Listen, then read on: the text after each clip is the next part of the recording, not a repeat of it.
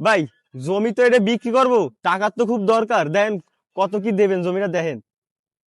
এতটুক জমি কত কব? আপনি কোন কত দেবেন আপনি? টাকার তো দরকার মেলা। আচ্ছা ভাই 20 লাখ দিয়েন। না ভাই, মেলা ছোট জমি, 20 লাখ টাকা হয় না। আমি 10 লাখ দিতে পারবো। না ভাই এত বড় জমি 10 লাখ টাকা হয় ভাই? আপনি একটু চিন্তা করে দেখেন। আচ্ছা, তো তোমার কথাও থাক, আমার কথাও থাক, 15 লাখ। 15 লাখ লস হয়ে যায়, টাকারও দরকার। আচ্ছা থাক তাইলে। এই যে টাকা দেখেন, ঠিক আছে নাই? টাকা তো ঠিক আছে, কাগজপাতি কার নাম হবে? কাগজপাতি আমার একজন লোক আসতেছে, দাঁড়ান ফোন দিচ্ছি।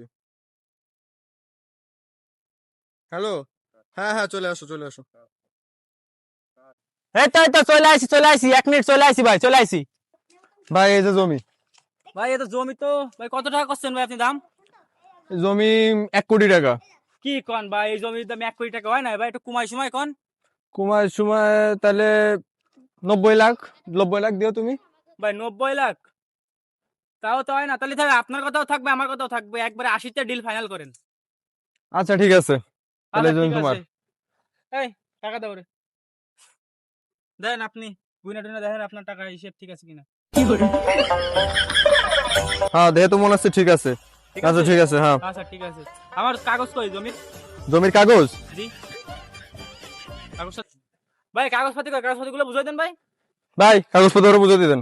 আচ্ছা বুঝাই দিচ্ছি। হায় রে আল্লাহ, জমির মালিক আমি, বেচলাম 15 লাখ টাকায়, আর দালাল বেচলো 80 লাখ টাকায়। এ বারা জীবনে পড়ালেখা না করে যাই দালাল হতাম, তা বুঝা কাজের কাজ করতাম একটা।